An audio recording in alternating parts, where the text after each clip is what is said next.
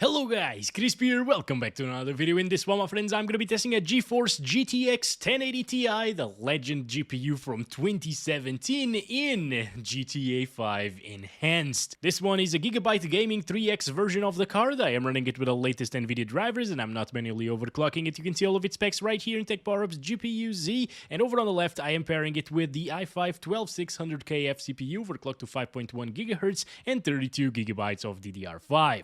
Let's get into it, shall we?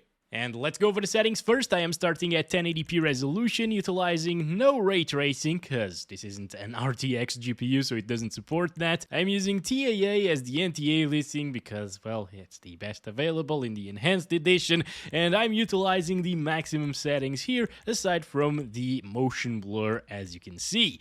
And with these settings at 1080p resolution, GTA 5 Enhanced is still not a match for the GTX 1080 Ti. This legendary GPU still has what it takes to run this game absolutely flawlessly at 1080p resolution. However, this is without ray tracing, of course, because, well, the card doesn't support it. So this isn't anywhere near as intensive as it was, for example, with the RTX 4060 video that I made before I made this one. Yeah, that was much more intensive because of that ray tracing being enabled. So why would you play this on the enhanced version with the GTX 1080 Ti?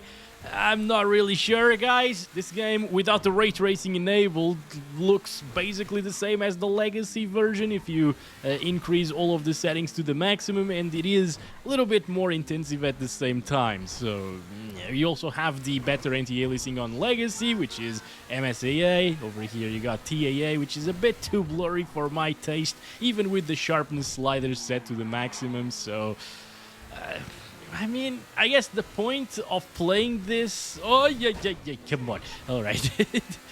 On the Enhanced Edition is to play online, basically, because you can only play with other people playing the Enhanced Edition if you play the Enhanced Edition, basically. All right, so if you play Vanilla, you're going to be stuck with other people playing Vanilla online. But anyway, moving on over here, I guess maybe we should try it online as well. It's going to become CPU-bound and get less FPS, so it's not a good GPU benchmark, but maybe at 1440p it's going to be GPU-bound all of the time. So there's that, and this very bright red car. You know what? I'm really liking these vibrant colors. The Enhanced Edition, even without the ray tracing stuff, obviously that shouldn't really affect colors, but yeah, it looks way more vibrant than the legacy version. Now I'm gonna go to the water a little bit just to check it out underwater, because a lot of you told me it's super intensive underwater, yet when I tried it with the GT or RTX 4060, it wasn't more intensive underwater. So well, I was curious to see it here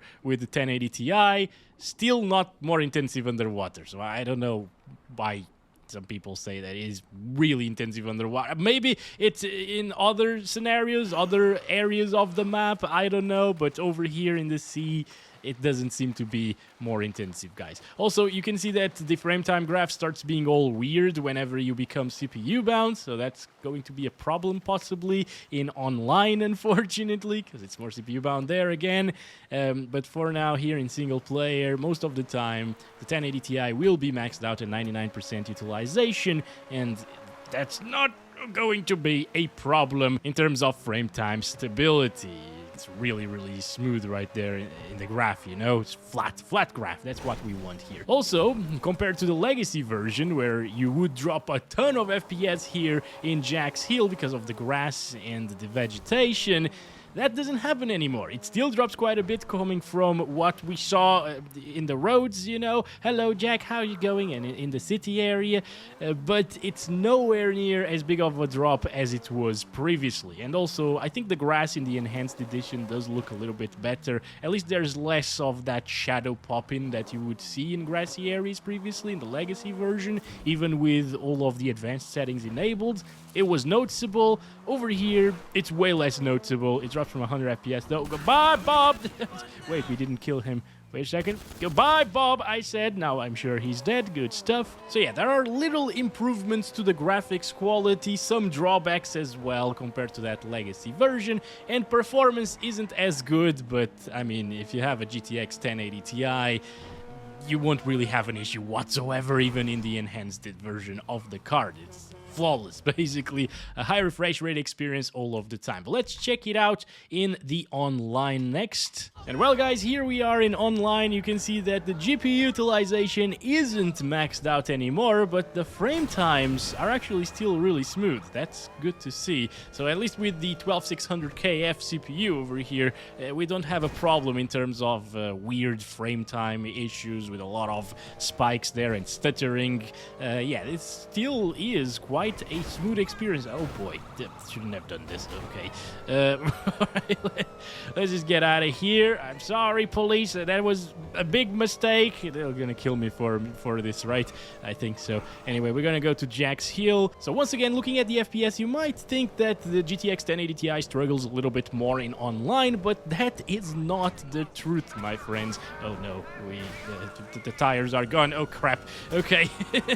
You can see that the GPU is only being utilized at 75%. Sometimes it goes up to like 90%, but most of the time we're heavily CPU bound, guys, and that's a bit of a shame. Over here, 99% GPU utilization, so in some areas you can actually still be GPU bound, apparently, especially areas with a lot more grass and trees and stuff. And over here we do have a few more trees around us, although right now it's starting to drop GPU utilization. But yeah, that's to say that GTA Online is not a very good indicator of GPU performance.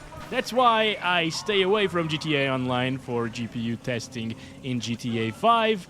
It's just not good. You're seeing what the 12600KF can do at 5.1 gigahertz. You're not seeing what the GTX 1080 Ti can do at whatever gigahertz. Well, at 100% utilization, which is how you're gonna run this if you play story mode. And it's much more stable as well for us to compare things with other GPUs and so on. So yeah, I'm gonna go back to story mode again. And back to story mode we are, but this time around, my friends, we are playing at 1440p resolution using maximum settings with ray tracing turned off. The main and most intensive setting that will actually put other GPUs like a 4060 to its knees if you max it out completely. Yet over here, since we don't have ray tracing, it runs absolutely great on a GTX 1080 Ti. Not the 1080 Ti is slow by any means. If you turned on ray tracing, obviously it would just get completely wrecked. There are a couple of games where you can actually do that. I have actually tested the GTX 1080 Ti back in a video like a year ago or 2 years ago, just with ray tracing enabled. All right, and it was a terrible experience, okay? Because it was when Nvidia actually introduced a driver update that allowed the GTX 1080 Ti to use ray tracing in some games, I guess, so it could sell more RTX GPUs, showing that 1080 Ti now sucks, see that? But no. 1080 Ti will never suck, Nvidia. You made a really great GPU with this one. Please repeat what you've done with the GTX 1080 Ti. That would be so sick, my friends. The closest that we got to it was, what, like the 3080 a few years ago? That was also pretty good price performance, a great generational bump in performance. The 9070 XT, however, from AMD seems to provide really decent value, actually, at its MSRP, but it's nowhere near MSRP, at least here in Portugal, and everywhere else I see, unless you live near a micro center, that is. So, yeah, that could have been a true 1080 Ti replacer and a great upgrade over this as well. But, I mean, yeah, it's not at MSRP, so it's not great value anymore. But at least, guys, if all you want to do is play some GTA 5, some good old GTA, at 1440p, as you can see, guys, even in grassy areas, with the enhanced edition, maximum settings, ray tracing off, it looks great. It plays really well, 60 plus all of the time. Also, I made it extra sunny now with a cheat code because I really love it this way. It's way more vibrant and it looks way better, more contrasty as well. Lovely stuff. Yeah, this is a decent upgrade. That car was amazing, actually. Mine is as well, but that one Nvidia green car, yeah. I think I'll grab that for a thumbnail, my friends, with a 1080 Ti. This GPU deserves a matching car, right? Hello, kind sir. Thank you for your donation to the channel. Very appreciate. Oh, it's not a sir, it's a girl. I left you a purple car, you know. You might actually like it. It's better than this one. How did I scratch my back right there on the car? Are you serious? Also, props to the guy who told me that turtle was to repair the car on the go. Yep. I actually knew it a long time ago, but I forgot, and you reminded me that I could do that. So thank you. Anyway, 69 FPS, 1% lows. Damn, that's nice. That's actually super nice, right?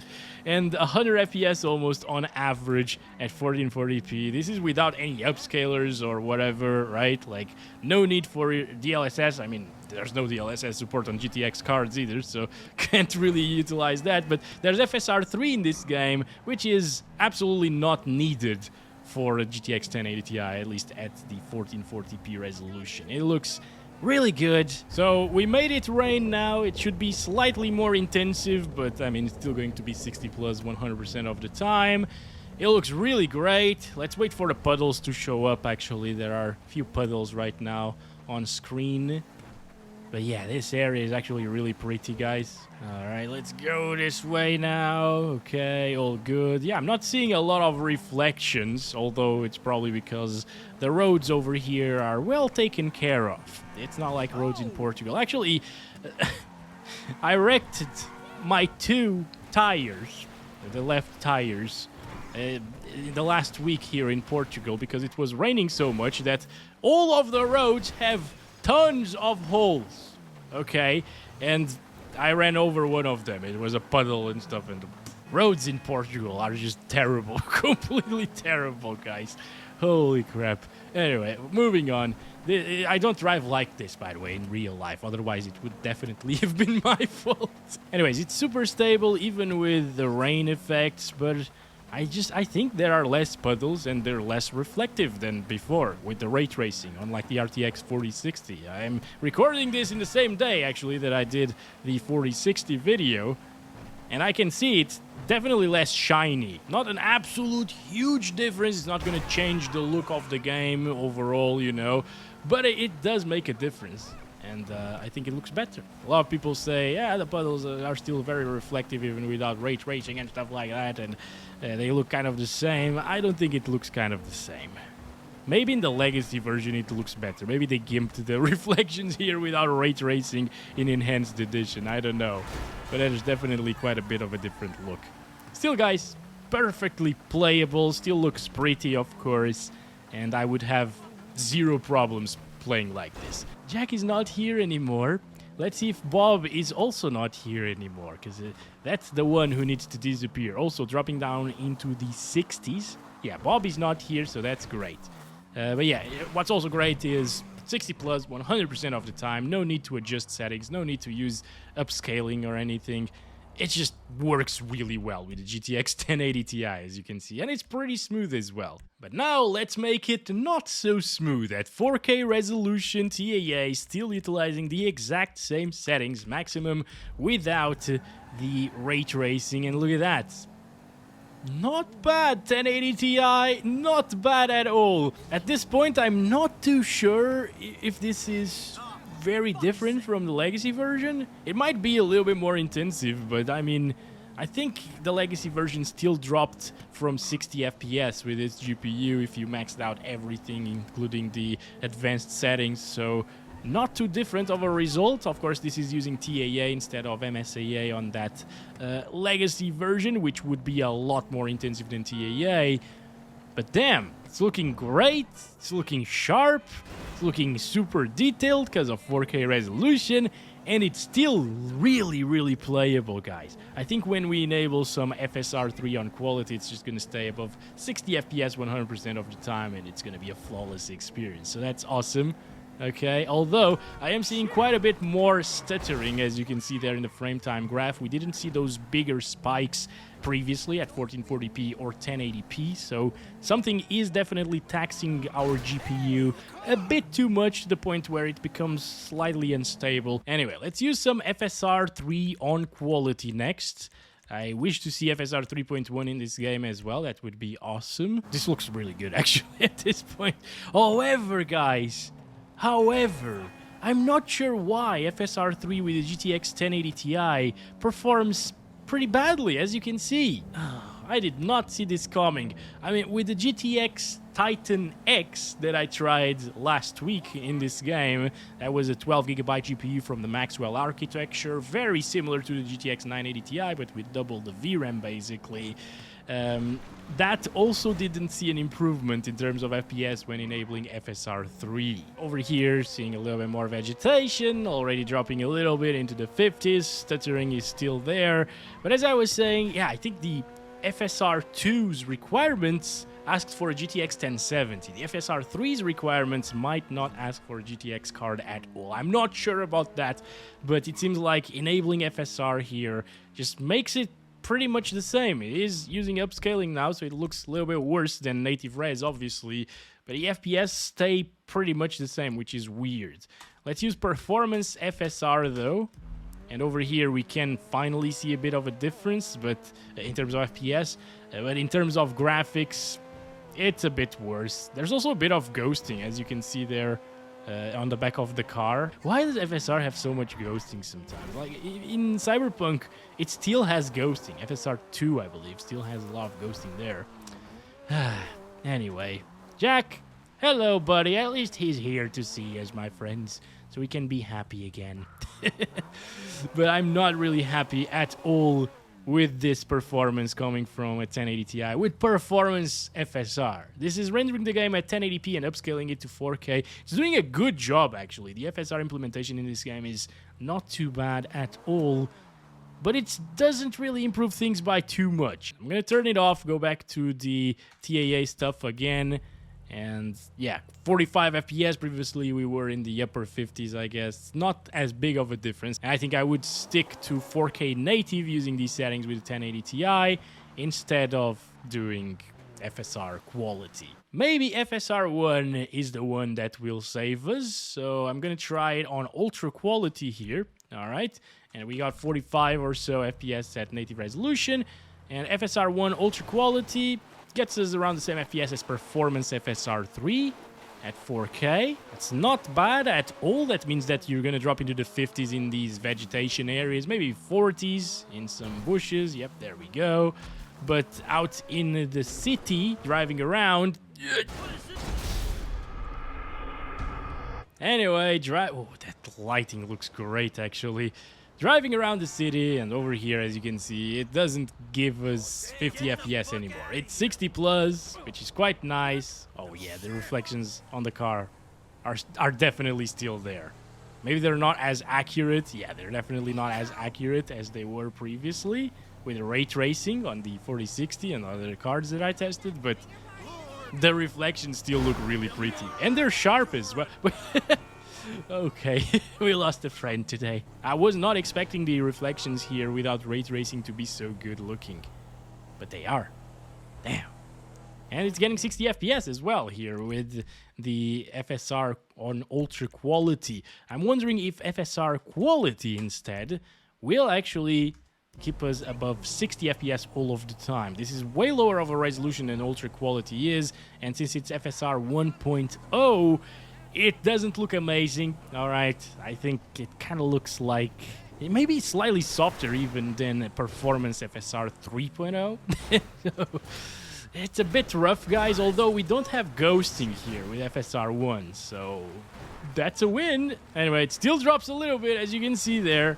So in Bob's bushes, it would drop from 60 FPS still, but it stays above 60 most of the time, and I think I would go for this if I was playing on a GTX 1080 Ti and a 4K monitor in GTA 5 Enhanced. So that's been it. Thanks very much for watching. You could do like performance FSR1, of course, but that would start looking pretty bad in my opinion. So I'm fine with this experience. It's smooth like 90% of the time. Over here, a little bit more intensive. Yeah, Bob's bushes still as intensive as ever though. 50s, down into the mid 50s, low 50s. But again, it's still stable. It's not stuttery. It feels good, it plays well, and have fun with this old grandpa GPU. I can't believe I'm saying that. I still remember when this card came out. It was such a beast, and I was looking at it like, holy crap, this GPU is gonna last 10 years. And it's actually almost 10 years old at this point. It's 8 years old. It's crazy. And I'm getting old as well. Damn. Anyway, thanks very much for watching. I'll catch you in the next one. Love you all. Bye-bye.